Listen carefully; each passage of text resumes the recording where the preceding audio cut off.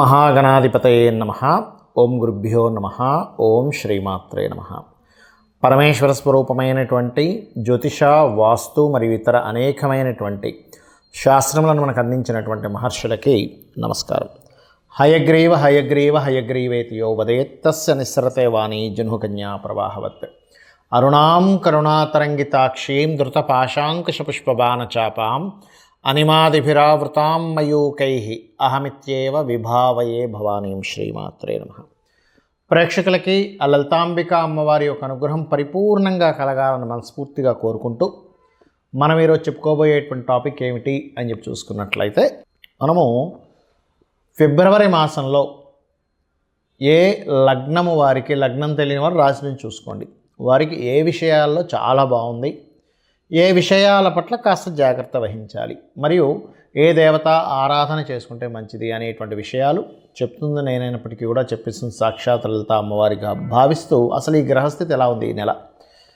మనకి వృషభ రాశిలో గురువు, మిథునంలో కుజుడు, అదేవిధంగా కన్యలో కేతువు, మీనంలో రాహువు, మన కుంభరాశిలో శని చంద్రులతో ఈ నెల ప్రారంభం అవుతుంది 1వ తేదీ నుంచి. మకర రాశిలో రవి బుధుల యొక్క సంచారం జరుగుతుంది. శుక్రుడు కూడా మనకి మీన రాశిలో ఉన్నాడు.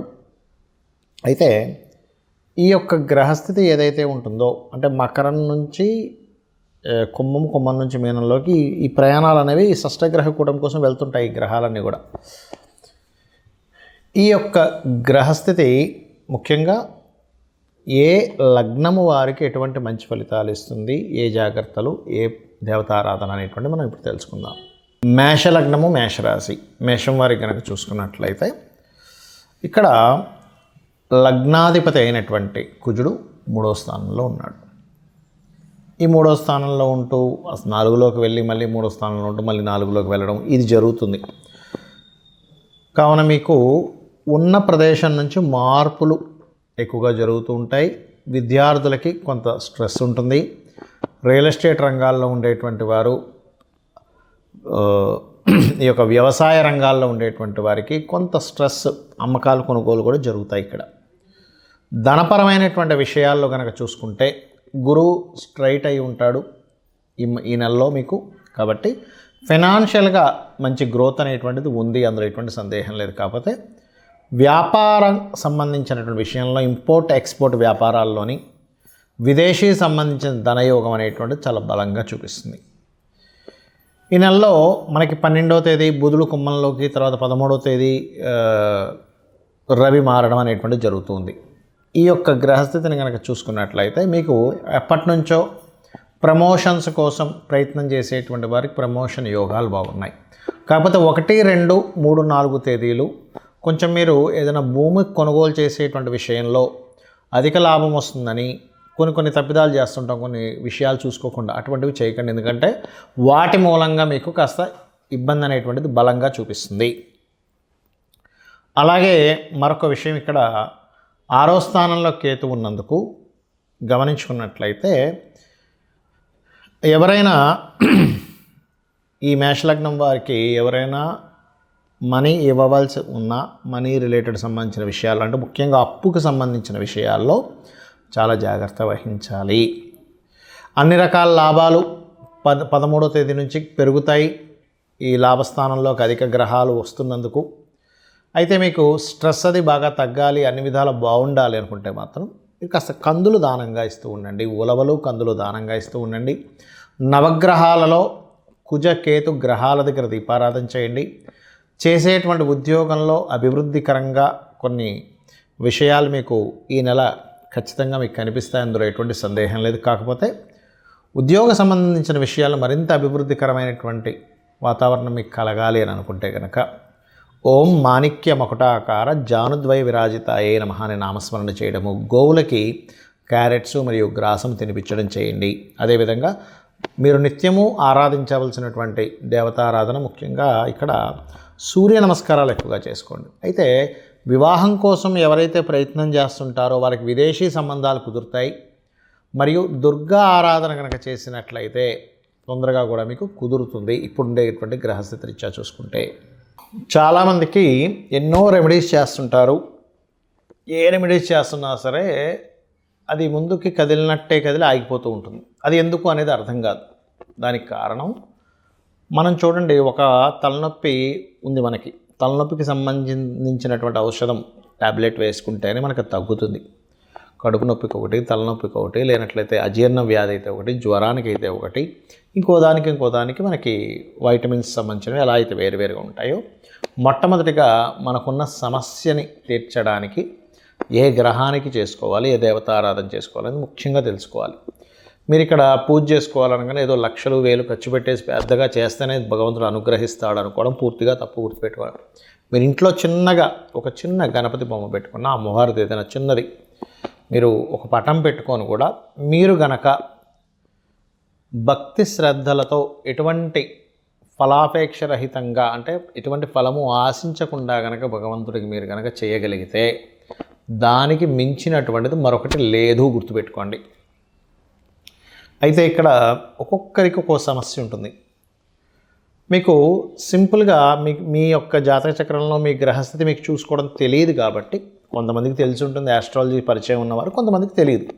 తెలిసిన వారు అదృష్టవంతులు, ఎందుకంటే వారు చూసుకొని చక్కగా వారు ఆ చిన్న చిన్న రెమెడీస్తో బయటపడగలుగుతుంటారు. తెలియని వాళ్ళకి ఏమిటి అంటే, మీ జన్మజాతకంలో ఉదాహరణకి శని పాడయ్యాడు, లేదా ఉద్యోగ సంబంధించిన విషయంలో ఎక్కువ ఇబ్బంది పడుతున్నారు అనుకోండి, చక్కగా ఏం లేదు, లలిత అమ్మవారికి పటం పెట్టుకొని ఓం శ్రీమాత శ్రీ మహారాజ్ని శ్రీమత్సింహాసనేశ్వరి నమః అనుకుంటూ కుంకుమతో ఇలాగ వేయడం, పూజ చేయండి. ఒకసారి అనుకోవడం ఓం శ్రీమాత శ్రీ మహారాజ్ని శ్రీమత్సింహాసనేశ్వరి నమః అనుకోండి, కుంకుమ వేయండి, లేదా ఒక పుష్పం వేయండి, సరిపోతుంది. ఉన్న ఉద్యోగంలో ఇంకా ఇంప్రూవ్మెంట్స్ రావాలి, ఓం మాణిక్య ముకుటాకార జానద్వై విరాజితాయ నమః చేసుకోండి, సరిపోతుంది. లేదండి అనారోగ్య సమస్యలతో ఎక్కువగా బాధపడుతున్నాము అనుకునేటువంటి వారు ముఖ్యంగా సూర్య భగవాను చూస్తూ ఓం సర్వవ్యాధి పరసమని సర్వమృత్యు నివారిణి అగ్రగణ్య అచింత్య రూప కలికల్మషనాశినే నమః చేసుకోండి, సరిపోతుంది. పేరు ప్రఖ్యాతలు రావాలి, సూర్య భగవాన్నే చూస్తూ ఓం భానుమండల మధ్యస్థ భైరవీ భగమాలినే నమః. అయితే మీరు చేసేటప్పుడు సూర్యుల్లో అమ్మవారు ఉంది అనేటువంటి భావనతో చేయండి. ఇంట్లో పూజ చేసేటప్పుడు అక్కడ ఏదో పటం ఉందని కాదు, సాక్షాత్ అమ్మవారు అక్కడ ఉంది, ఆ అమ్మవారికి నేను చేస్తున్నాను అనేటువంటి భావనతో చేయండి, ఖచ్చితంగా ఫలితం వస్తుంది. ఏమీ ఆశించకుండా మీరు చేయండి, ఆటోమేటిక్గా ఫలితం వచ్చేస్తుంది. పంచోపచార పూజ అంటుంటారు, తెలుసు కదా, గంధము, పుష్పము, దీపము, ధూపము, నైవేద్యము, ఏ నైవేద్యమైనా పెట్టచ్చు. గుర్తుపెట్టుకోండి, ఇదే పెట్టాలి ఇది పెట్టకూడదు అనేది ఏమీ లేదు.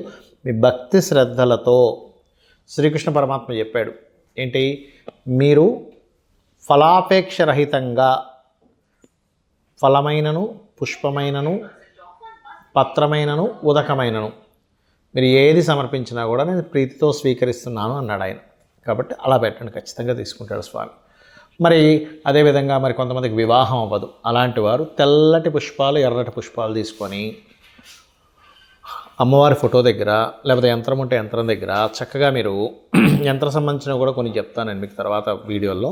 అక్కడ చక్కగా ఏం చేస్తారంటే మీరు ఒక్కొక్క పువ్వు వేస్తూ ఓం కామేశబద్ధ మాంగళ్య సూత్రశోభిత కందరాయే నమః అనుకుంటూ చేయండి. లేదండి మా దగ్గర పుష్పాలు దొరకట్లేదు, లేకపోతే అంత పొద్దునే లేదు అంటే అక్షింతలు వేసుకుంటూ కూడా చేయవచ్చు, అందులో ఎటువంటి సందేహం లేదు. మరి అదేవిధంగా వివాహ జీవితం బాగాలేదు, అలాంటి వారు చక్కగా మీరు ఓం శివకామేశ్వరాంకస్త శివా స్వాధీన వల్లభాయే నమః చేసుకోండి.